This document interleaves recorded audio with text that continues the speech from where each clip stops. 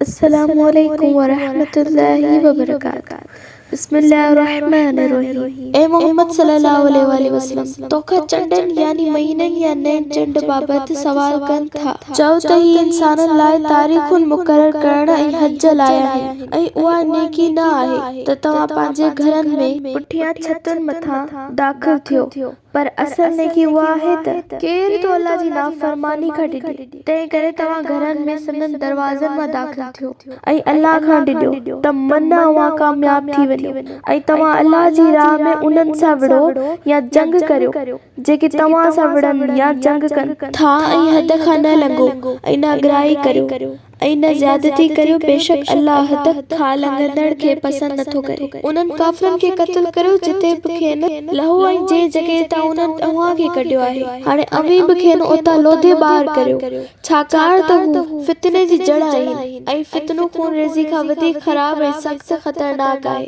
पर हिकु ॻाल्हि यादि रखो त मस्जिदुल हराम वटि तहज़ीम वारी मस्जिद जे हदुनि अंदरि उन्हनि सां न विढ़ो जेसीं ताईं हू तव्हां सां उते न विढ़नि, पर तव्हां सां विढ़नि त तव्हां भले उन्हनि खे क़त्ल करियो ऐं काफ़िरनि लाइ अहिड़ी ई सज़ा आहे। ऐं जेकॾहिं हू लड़ाई खे बंदि कनि त तव्हां बि बंदि करियो, छो त अल्लाह बेहद बख़्शणहार निहायती रहम करण वारो आहे। यादि रखो त अल्लाह कहिड़े बि वॾे गुनाहगार खे बख़्शे सघे थो। जेकॾहिं हू बाज़ अचनि त तव्हां पंहिंजे हथनि खे रोकियो ऐं उन्हनि सां जंग जारी रखो जेसीं ताईं फितनो शिर्क ज़ुल्म ऐं फ़साद बाक़ी न रहे ऐं सिर्फ़ अल्लाह जो दीन ई ग़ालिब अचे। पर जेकॾहिं हू लड़ाई बंदि कनि त पोइ ज़ालिमनि खां सवाइ ॿिए कंहिं ते ज़्यादती या हथ डिघो न कयो वञे। अरबन में रजब, ज़ुल्क़द, ज़ुलहज ऐं मुहर्रम शहरुल हराम हुआ, यानी हुर्मत वारा महीना हुआ जिन में जंग या झेड़ो न कंदा हुआ। पर अल्लाह ताला फरमाए हुर्मत वारे महीननि जो बदिलो हुर्मत वारे महीननि में आहे। ऐं यादि रखो त हुर्मत वारे महीननि में बि हुर्मतुन या तहज़ीमुन जो ख़्याल बराबरी जे बुनियादी ते कयो वेंदो।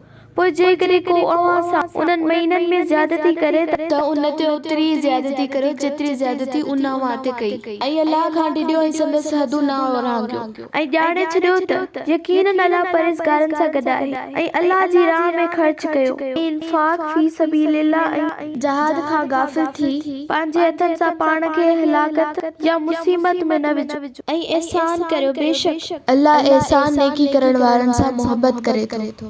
अल्लाह जी खुशनुदी हासिल करण लाइ हज ऐं उम्रे जो इरादो करियो त उन खे पूरो कयो ऐं जेकॾहिं किथे अव्हां जो मुहासिरो करियो वञे या किथे घेरो कयो वञे त जेका कुर्बानी मुयसर अचे सो अल्लाह जे हुज़ूर में पेश कयो ऐं तेसीं ताईं मथा न कूड़ायो तेसीं ताईं कुर्बानी पंहिंजी जाइ ते न पहुचे, यानी मक्के शरीफ़ में। पर जेकॾहिं तव्हां मां को बीमार हुजे या मथे में का तकलीफ़ हुजे ऐं जेकॾहिं मथो कूड़ाए त पोइ फिदियो तौरु 3 रोज़ा रखे या ख़ैरात सदका ॾिए कुर्बानी करे।